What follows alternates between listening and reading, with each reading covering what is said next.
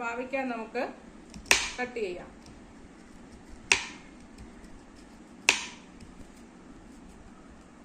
അങ്ങനെ പാവയ്ക്ക എല്ലാം കനം കുറച്ച് കട്ട് ചെയ്തെടുത്തിട്ടുണ്ട്. നമുക്കിനി ഇതിനെ എണ്ണയിൽ വറുക്കാം. ചെറിയൊരു മുറി തേങ്ങയും 2 പച്ചമുളകും ലേശം കടുവുമാണ്. ഇത് നമുക്ക് ചതച്ചുകൊണ്ട് വരാം.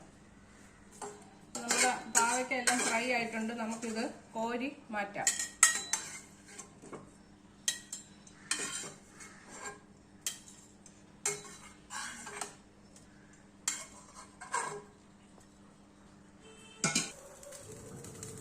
നമുക്ക് ഈ അരപ്പ് കോരി മാറ്റിയ എണ്ണയിലേക്ക് കടുക് വറുക്കാം.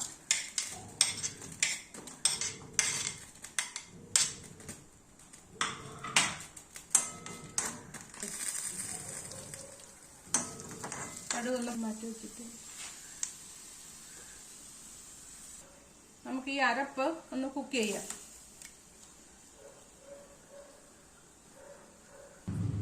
നമ്മള് അരപ്പൊക്കെ കുക്കായിട്ടുണ്ട്. അതിലേക്ക് ഫ്രൈ ചെയ്ത് വെച്ച ഈ പാവയ്ക്ക ഇടുന്നു.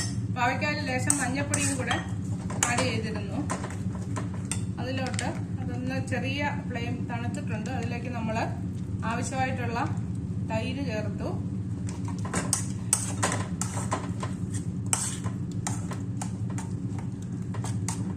നേരത്തെ പാവയ്ക്കയിൽ ലേശം ഉപ്പ് ചേർത്തിട്ടുണ്ടായിരുന്നു. പോരാത്തതിന് കുറച്ച് ഉപ്പും കൂടെ നമുക്ക് ചേർക്കാം തൈരിട്ടപ്പോഴേ. അപ്പോൾ ഏകദേശം പാവയ്ക്ക പച്ചടി റെഡി ആയിട്ടുണ്ട്. അതിലേക്ക് നമ്മൾ നേരത്തെ കടുക് വറുത്ത് വെച്ചതും ചേർക്കാം.